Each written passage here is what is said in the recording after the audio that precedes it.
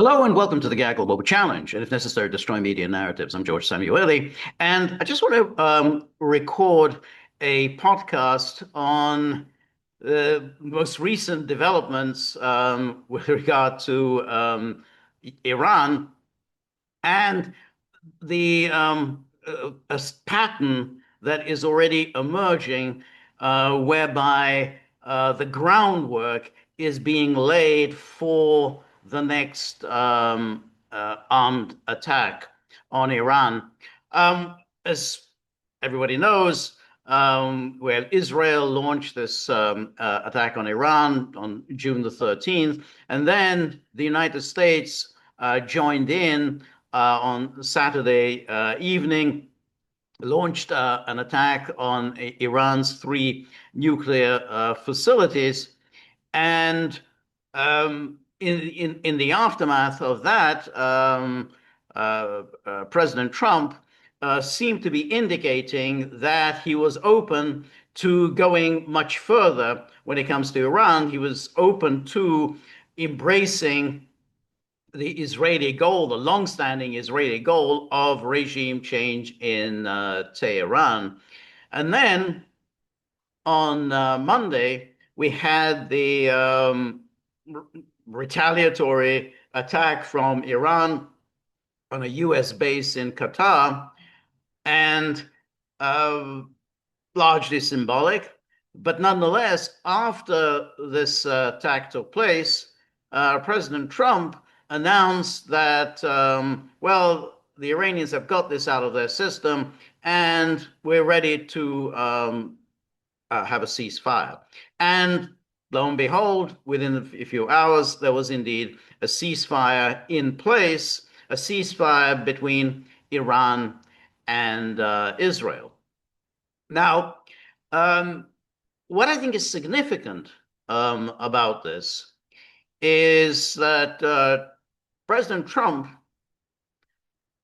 believes that what the United States did on Saturday evening, which is namely attacking the three nuclear facilities, kind of brought things to a final conclusion. As far as Trump, was concerned, what mattered was Iran's nuclear program. And what mattered was that Iran should not be allowed to enrich uranium. And by doing that, by attacking Fordo and Natanz and Isfahan, he saying, that's it, I've done my bit. I'm not interested in going any further, and therefore let's bring this thing to an end. Now, the problem with that is that that is definitely not the final goal of Israel, Israel's amen corner in the United States, and the Israel firsters everywhere. Their goal is regime change. And they're not going to accept a very limited objective that Trump seems satisfied with. This all brings to mind what happened after Gulf War I. If you recall, Gulf War I was triggered by Saddam Hussein's Iraq's invasion of Kuwait that took place in early August 1990. And George H.W. Bush assembled a global coalition to invade Kuwait and drive out the Iraqi forces. So he did that. He kind of got a UN Security Council resolutions authorizing the use of force. He got congressional approval for the use of force. But Bush's goal was very, very limited. And he made clear how limited it was. It was that to drive Saddam Hussein out of Kuwait, so that the invasion would be reversed. And then, of course, Iraq would have to pay compensation to Kuwait for all the damage sustained during the invasion. Now, the Israel lobby, of course, was absolutely gleeful over the Bush plan because they hated Saddam Hussein. They wanted him gone. However, they weren't at all happy with the very limited goals that Bush had set. And so after Operation Desert Storm was completed and Iraq was indeed driven out of Kuwait, this Israel lobby launched into a ceaseless, noisy campaign to persuade the US government to oust Saddam Hussein. And this went on for years and years and years. So this said in March 1991, Iraq is defeated. Iraq is driven out of Kuwait. And for 12 years, the United States bombed Iraq. I mean, it was just ubiquitous. Throughout the 1990s, Iraq was being bombed for some reason or another. Nobody ever really knew what it was about. You just read about it in the newspapers, Iraq is being bombed yet again. United States also kind of created mini statelets within Iraq in order to undermine the authority of Saddam Hussein's governments. They created a kind of Shia state in the south, a kind of Kurdish state in the north. And of course, Iraq, throughout those years, throughout those years of bombing and isolation, Iraq was under very severe sanctions, United Nations Security Council sanctions. But even that did not satisfy the Israel First lobby. Even so, there was particularly in the Rupert Murdoch press, there was the constant demand that Saddam Hussein be dealt with. That the reason why the problems in the Middle East, why there's no peace or stability in the Middle East, is that Saddam Hussein continues to rule in Baghdad. And so this went on for 12 years until finally George W. Bush, the old man's son, embraced that neoconservative Israel First agenda and launched an invasion of Iraq to remove Saddam Hussein on the most bogus pretext. Namely, that Saddam Hussein had something to do with 9/11, and that Saddam Hussein had weapons of mass destruction, which of course everybody knew. Iraq, an impoverished, sanctions beaten down Iraq had no abilities to develop weapons of mass destruction. It was always bogus. It was a pretext, but the Israel Firsters got what they wanted. So the reason I'm bringing that up is that something like this is likely to develop in regards to Iran. Trump, at the moment, seems to be satisfied with the US attacks on Iran's 3 nuclear facilities. He says they've been completely destroyed. They will never be restored. Iran no longer has any capability of enriching uranium. And as far as President Trump, is concerned, the matter is closed. I don't want to go any further. I'm not interested in regime change. I'm not interested in pursuing Israel's agenda. Now, knowing how the Israeli government and of course Israel's apologists, how they operate, you think that isn't going to be the end of the matter. They are going to continue. They will continue to berate Trump and whoever comes afterwards and demand that something be done about the regime in Tehran, that there can be no peace or stability in the Middle East as long as that regime survives. Exactly what they said about Saddam Hussein. And so the key ingredient in this claim will be not just obviously Iran supporting terror, the world's number one sponsor of terrorism. They're behind Hezbollah, Hamas. Oh, well, of course, that will be part of it.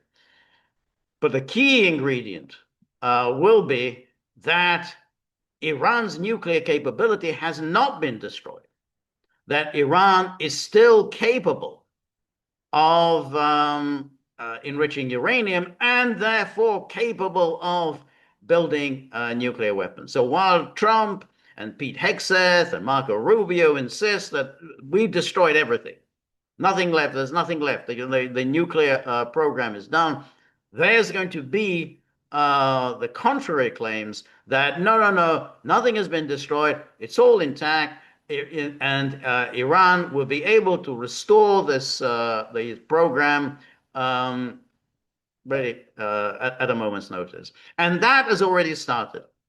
So yesterday we had the first inklings of this the story with a leak of an investigation, apparently of an investigation within the Pentagon by the Defense Intelligence Agency. A leak to CNN saying, well, yes, you guessed it. Oh, it was the attack on Fordo by no means destroyed Iran's nuclear capability. So let's take a look at what exactly was in this story. And here's the story from CNN, exclusive. Earlier U.S. intel assessments suggest strikes on Iran did not destroy nuclear sites. And here it is. The U.S. military strikes on 3 of Iran's nuclear facilities last weekend did not destroy the core components of the country's nuclear program and likely only set it back by months, according to an early U.S. intelligence assessment.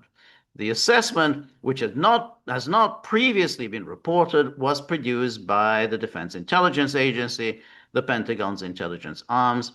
It is based on a battle damage assessment conducted by U.S. Central Command in the aftermath of the U.S. strikes. Now, right away, keep in mind the attack on the 3 nuclear facilities took place Saturday evening. So by Tuesday afternoon, so really less than 72 hours had elapsed. Already there is an early intelligence assessment, but more significantly, this is leaked to the media. Not, hey, well, this is our preliminary assessment, but let's wait until we get more information. No. They make this assessment and they leak it to their favored media outlets, and of course the media are all over it, and naturally all the politicians are over it, and lo and behold, there's now anxiety. What's Iran going to do? And then it says the analysis of the damage to the sites and the impact of the strikes on Iran's nuclear ambitions is ongoing and could change as more intelligence becomes available. It could change, but nonetheless, this preliminary assessment is already in the media. But the early findings are at odds with President Trump's repeated claims that the strikes completely and totally obliterated Iran's nuclear enrichment facilities. And then he goes on. 2 of the people familiar with the assessment said Iran's stockpile of enriched uranium was not destroyed. One of the people said the centrifuges are largely intact. All right, so now the stockpile has not been destroyed. The centrifuges are largely intact. Hard to know how anyone can make an assessment that the centrifuges are intact. I'm not saying that they are or not intact, but I don't know how you can determine in less than 72 hours whether the centrifuges are intact. And then, so the DIA assessment is that the US set them back maybe a few months tops, this person added. And then the White House acknowledged the existence of the assessment, but said they disagreed with it. White House Press Secretary Caroline Leavitt told CNN in a statement, this alleged assessment is flat out wrong and was classified as top secret, but it was still leaked to CNN by an anonymous low-level loser in the intelligence community. The leaking of this intelligence assessment is a clear attempt to demean President Trump and discredit the brave fighter pilots who conducted a perfectly executed mission to obliterate Iran's nuclear program. Everyone knows what happens when you drop 14, 30,000-pound bombs perfectly on their targets, total obliteration. So she's just repeating Trump's claim. And then the US military has said the operation went as planned and that it was an overwhelming success. Too early for the US to have a comprehensive picture of the impact of the strikes. And then he goes on. Israel has been carrying out strikes on Iran's nuclear facilities for days leading up to the US military operation, but claimed to need the US's 30,000-pound bunker buster bombs to finish the job.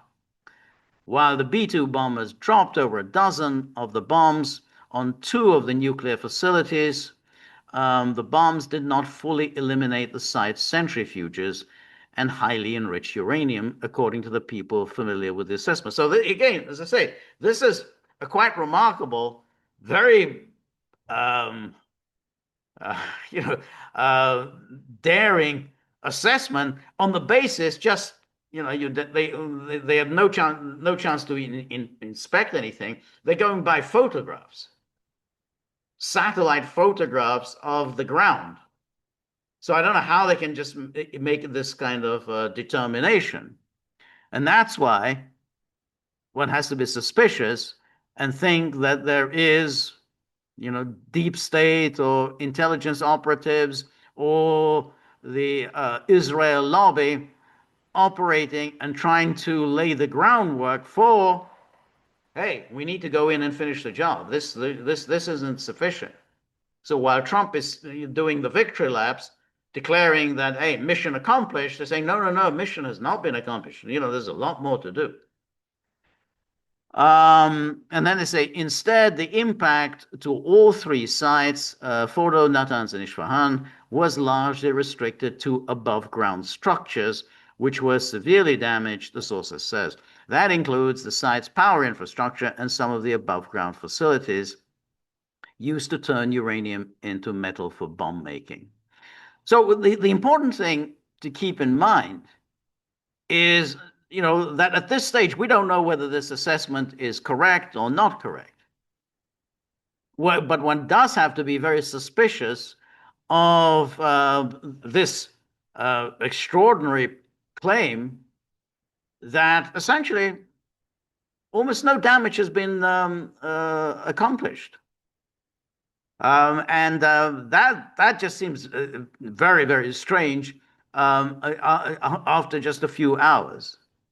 And then here the New York Times repeats this. Strikes set back Iran's nuclear program by only a few months. And then, so it's based on the same report. And the Times goes on, a preliminary classified U.S. report says the American bombing of 3 nuclear sites in Iran set back the country's nuclear program by only a few months. A few months. So here's Trump saying, oh, we've done it, finished it once and for all. And now saying, no, it's just a few months. Which means, let's say it's a few months. So in other words, within, say, by the end of the summer, it's probably about the time we'll be hearing about how Iran is, once again, very close to being able to develop the bomb. The strikes sealed off the entrances to 2 of the facilities, but did not collapse their underground buildings. And then before the attacks, U.S. intelligence agencies had said that if Iran tried to rush to making a bomb, it would take about 3 months. After the U.S. bombing run and days of attacks by the Israeli Air Force, the report by DIA estimated the program had been delayed, but by less than 6 months. So by less than 6 months. The report also said that much of Iran's stockpile of enriched uranium was moved before the strikes, which destroyed little of the nuclear material. Iran may have moved some of that to secret locations. So now we've got the next one. So we have this enriched uranium, I think something like 400 kilos of that, which, hey, where is it?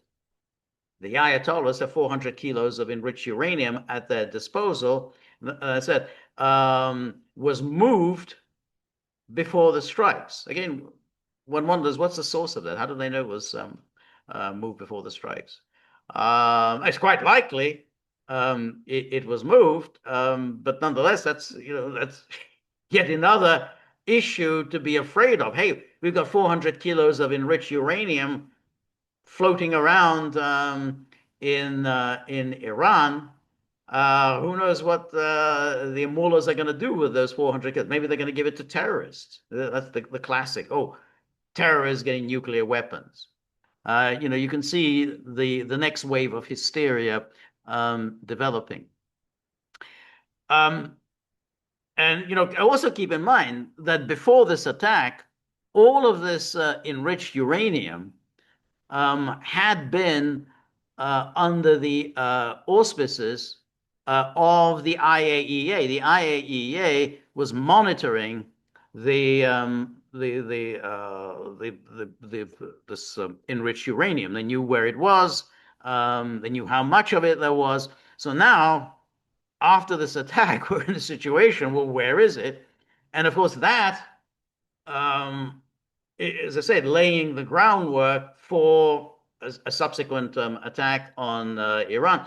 This is very, I'm bringing this analogy of Saddam Hussein because something similar happened in the case of Iraq. In 1998, Bill Clinton launched a bombing attack on Iraq.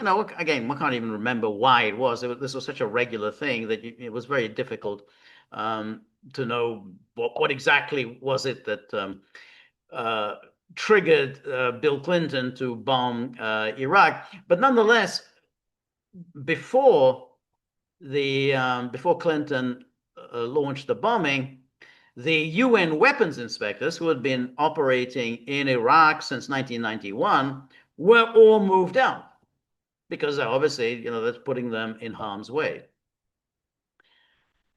But that action of removing the weapons inspectors only served to induce this fake, phony, artificial panic about Saddam Hussein. Hey, the UN weapons inspectors are no longer there. Saddam Hussein has free rein to do whatever he wants to develop his weapons of mass destruction because the UN weapons inspectors are not there. And then, of course, the media tended to report that somehow Saddam Hussein had kicked out the UN weapons inspectors. Well, of course, he hadn't done that.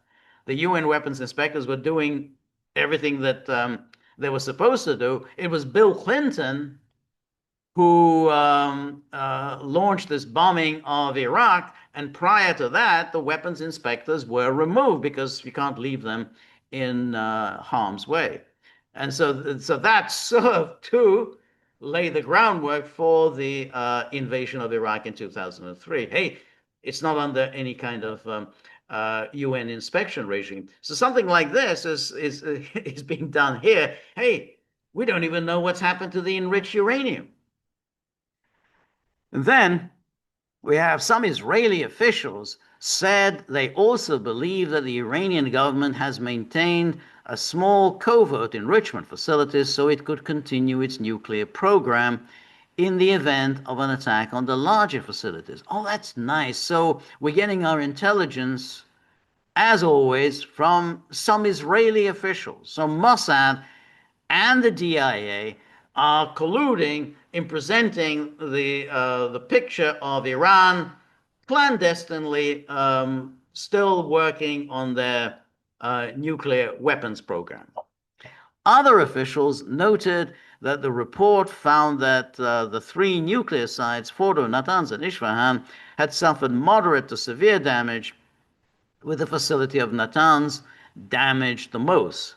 It's not clear whether the Iranians will try to rebuild the programs. So that's other officials. And then former officials said that if Iran tried to quickly develop a bomb, it would be a relatively small and crude device.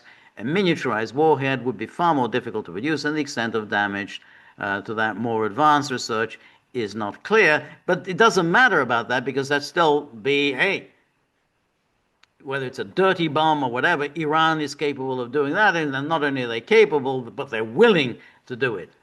The initial damage assessment suggests that President Trump's claim that Iran's nuclear facilities were obliterated was overstated. Congress had been set to be briefed on the strike on Tuesday, and lawmakers were expected to ask about the findings, but the session was postponed.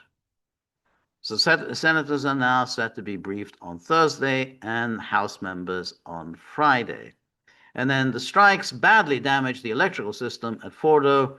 It's not clear how long it will take Iran to gain access to the underground buildings, repair the electrical system. But initial Israeli damage assessments. Oh, it's so nice always that we're getting our information from the Israelis. How do they know all this? But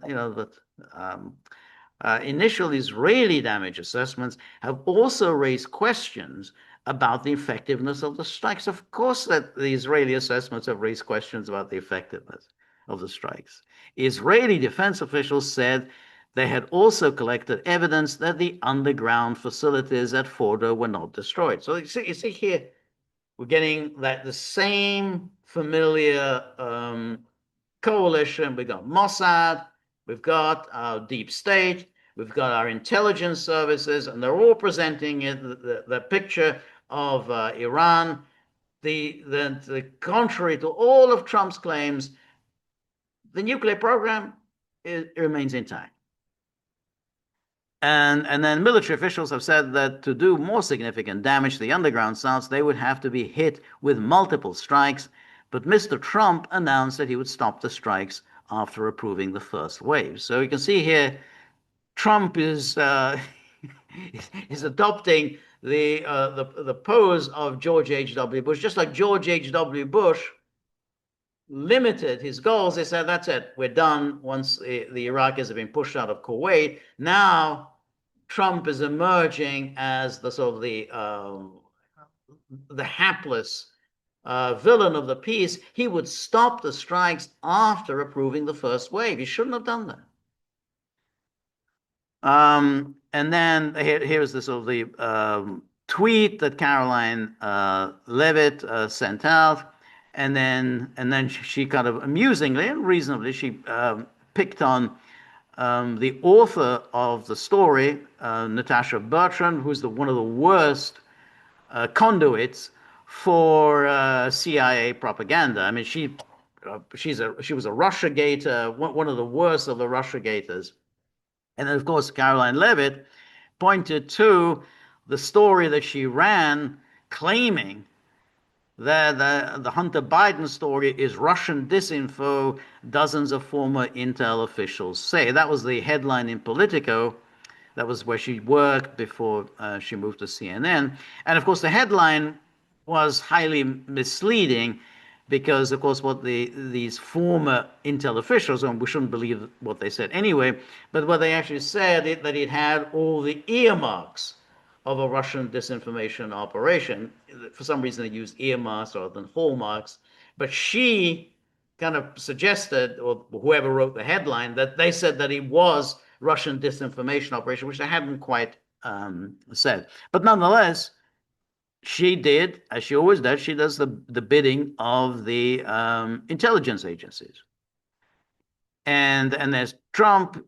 He was getting angry here. He says, fake news. CNN, together with the failing New York Times, have teamed up in an attempt to demean one of the most successful military strikes in history. The nuclear sites in Iran are completely destroyed. Both the Times and CNN are getting slammed by the public. And then here we have Trump obviously annoyed by this story, then he sends out another truth, quoting Pete Hegseth, saying, based on everything we've seen, our bombing campaign obliterated Iran's ability to create nuclear weapons. But as I say, it doesn't matter what Trump says or Hegseth says.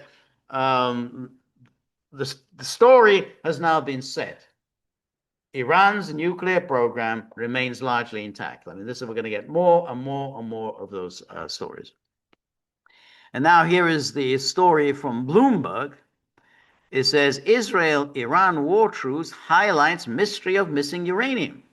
So yeah, what happened to that enriched uranium? U.S. President Donald Trump's declaration of a ceasefire between Israel and Iran may curb the exchange of missile fire. But the biggest mystery of the war remains unsolved: the location of Tehran's near bomb-grade uranium. So again, we're going to focus on that. The IAEA acknowledges 5 days into the conflict, its inspectors had lost track of Iran's 409 kilos of highly enriched uranium. Enough for 10 nuclear warheads, should Supreme Leader Ayatollah Ali Khamenei opt to pursue the weaponization. And so, hey, what happened to the 400 kilos? And then it goes on. The stockpile can be stored in 16 cylinders and blah blah, and then light enough to be carried onto a secret location on foot or in the back of a small vehicle. And then IAEA Director General said he's still optimistic that a durable ceasefire could pave the way to a reopening of talks on Iran's nuclear program and the return of inspectors. There needs to be a cessation of hostilities for the necessary safety and security conditions to prevail so that Iran can let IAEA teams into the sites to assess the situation. So this, of course, will raise problems for the leadership of Iran, because if they don't let the IAEA in, if they don't give a full accounting of what happened to these 400 kilos of enriched uranium, if they don't give a full accounting of the situation with centrifuges and whatever, then they are absolutely guaranteed to be laying the groundwork for the next bombing assault. So they're in a real bind, because what's expected of them at this stage is that this 400 kilos of enriched uranium, they just hand it over, whether it's to the IAEA, whether it's to the Russians or whoever. But they have to hand them over. If they don't hand them over, then the setting themselves up for an attack. But it's understandable that they don't want to do it, because if you don't have as we've seen, if you don't have the capability to develop nuclear weapons, then you don't have the capability to defend yourself. And then you are absolutely a sitting duck for an onslaught, whether it's from Israel or from the United States. So they're in a very difficult situation, because absolutely there's going to be a demand from the IAEA and from everybody else that they show where is that enriched uranium. And then the unknown location of Iran's nuclear fuel underlines the high-risk nature of Israel's decision to take military action against the Islamic Republic almost 2 weeks ago, a call made after 5 rounds of U.S.-Iran talks failed to yield an agreement. Before the attacks, IAEA monitors kept meticulous track of Iran's declared uranium inventory, inspecting more than one site a day to ensure the material was accounted for and not being diverted for use in weapons. It's nice of Bloomberg, incidentally, to reveal just how intrusive all these IAEA inspections were. In other words, the notion that somehow Iran was in any position to be diverting any enriched uranium into nuclear weapons, and which is the basis of this attack on Iran. That somehow Iran was on the brink of developing nuclear weapons is complete nonsense.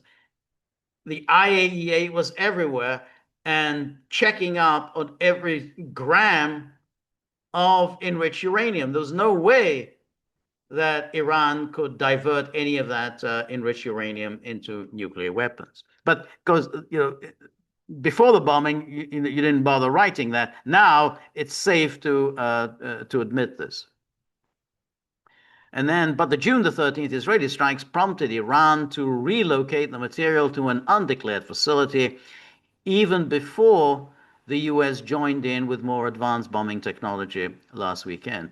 While Grossi has demanded the Islamic Republic inform his inspectors of the new location, there's no guarantee they'll be granted access whether or not the ceasefire holds. And then here's the Wall Street Journal. Rupert Murdoch. This is the voice of Murdoch. Murdoch was always baying for war, and clearly had some influence on Trump in Trump's decision of attacking Iran. Rupert Murdoch always does. He's done it throughout his life. He's used all of his media outlets, whether it's the Wall Street Journal, whether it's the New York Post, whether it was the now thankfully defunct Weekly Standard, and of course his pride and joy, Fox News. They're always consistently at all times baying for war. And so here's the report in the Wall Street Journal. The pillars of Iran's regime are damaged, not destroyed. Israel and the US have delivered powerful blows to the pillars of Iran's theocracy, degrading nuclear and missile capabilities. And then it says, yet the regime, while weakened, is still intact, capable of recuperating and emerging more dangerous and unpredictable. Ooh, they're capable of recuperating and emerging more dangerous and unpredictable. This is your Wall Street Journal. This, you're going to hear that on Fox News, and then you're going to hear it from all of those awful, bloodthirsty ghouls, Mark Levin, Trey Gowdy, all of them who are on Fox News and say it's capable of recuperating and emerging more dangerous and unpredictable.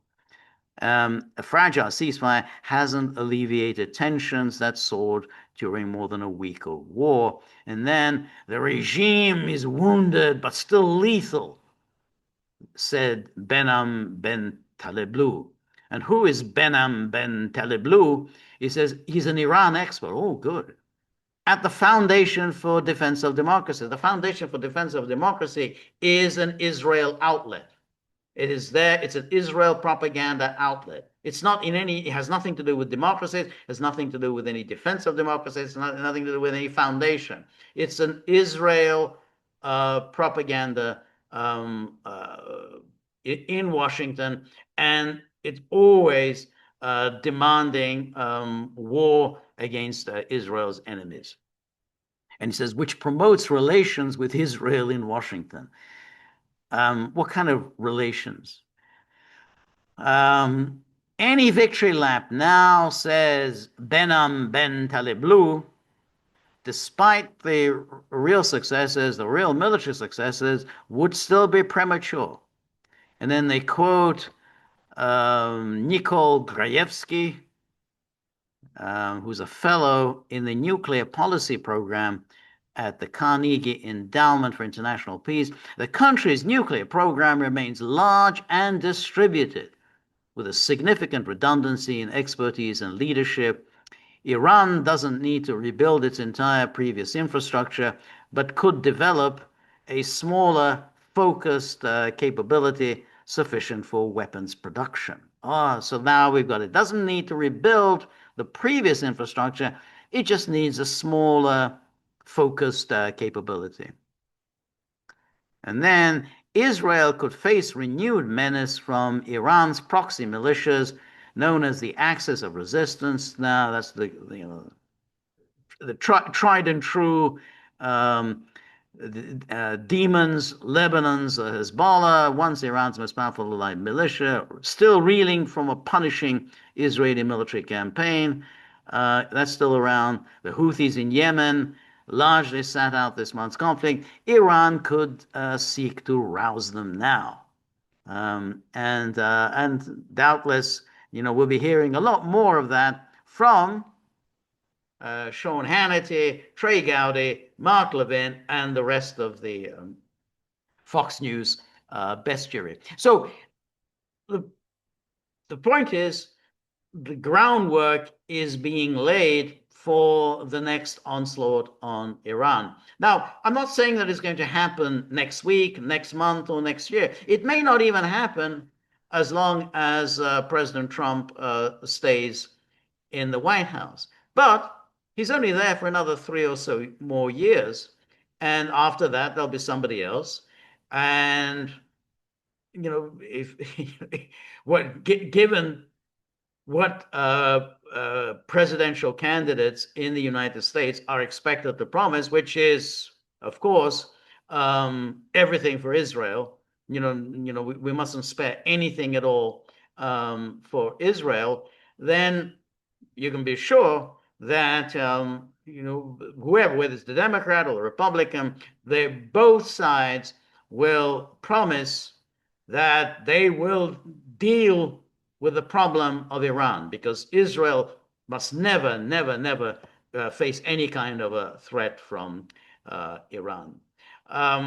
So we can see it's only taken less than 3 days for this new hysterical drumbeat to begin. It's all over the media, which is Iran is more dangerous than ever. So that's the situation now. So thank you very much for joining me. And remember, if you like the gaggle, please like, share, and subscribe. See you soon.